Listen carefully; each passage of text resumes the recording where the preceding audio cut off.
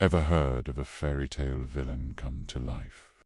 Well, let me introduce you to Darya Saltykova, a woman who would make the evil queen from Snow White look like a sweet old granny. Born in 1730 into a wealthy and noble Russian family, Darya Nikolaevna Saltykova had everything a girl could dream of: money, status, and connections. She even married into a prominent family, the Saltykovs, whose relatives included some of the most powerful people in the Russian Empire. On the outside, she was a devout and respected lady, often seen donating generously to churches and monasteries. But behind the closed doors of her vast estates, a completely different story was unfolding.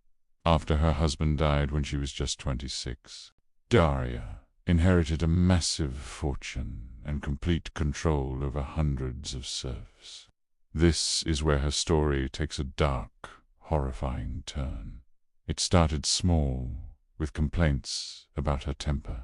A servant didn't clean the floor properly. They'd get a vicious beating. A cup wasn't washed to her liking. The punishment would be swift and brutal. But soon, these beatings escalated into something far more sinister. Darya began to derive a twisted pleasure from torturing her serfs, especially the young women. Her methods were unspeakably cruel.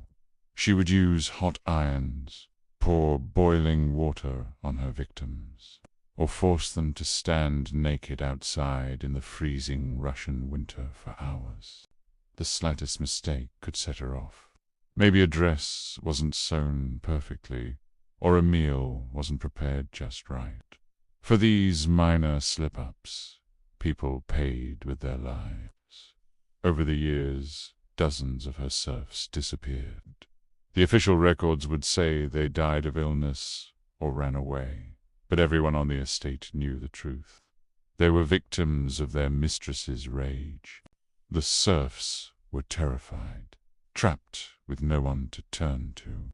Who would believe a poor peasant over a powerful noblewoman? Many tried to petition the authorities, but Saltykova's wealth and connections meant that these complaints were always dismissed. Bribery and intimidation were her tools to maintain silence. It seemed like she was untouchable, but the sheer number of deaths on her estate eventually became impossible to ignore. Two brave serfs, whose wives had been murdered by Saltykova, finally managed to get a petition directly into the hands of the Empress Catherine the Great.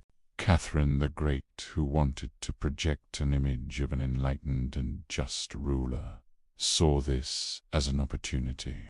She ordered a full investigation. The authorities dug deep, exhuming bodies and collecting harrowing testimonies from over 100 witnesses. What they uncovered was a trail of horror that shocked even the most hardened investigators. They confirmed at least 38 definite murders, though the real number was suspected to be well over 100. In 1768, Darya Saltykova was finally brought to justice. She was stripped of her noble title and sentenced to a unique punishment. Catherine the Great didn't want to execute her, so instead, Saltykova was subjected to a civic execution. She was placed on a public scaffold in Moscow for an hour, with a sign around her neck that read, "This woman has tortured and murdered." After this public shaming, she was imprisoned for life in the basement of a convent, in complete darkness and isolation.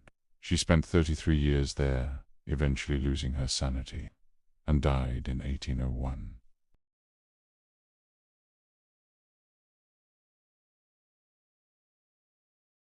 Her name has gone down in history not as a noblewoman, but as Saltykova, the she-wolf, a real-life monster whose cruelty knew no bounds. It has a dark chapter in Russian history that shows the terrifying reality for serfs who were considered little more than property. Thanks for watching. If you found this story as fascinating and terrifying as I did, Make sure to hit that like button and subscribe for more deep dives into the darkest corners of history. See you next time.